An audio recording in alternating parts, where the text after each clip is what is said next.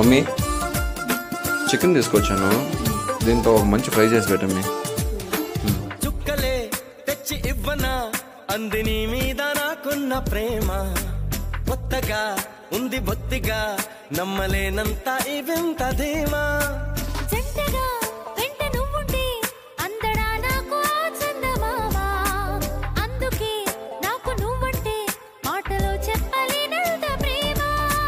పంచుకున్న ముద్దులో ఇలా జతే పడి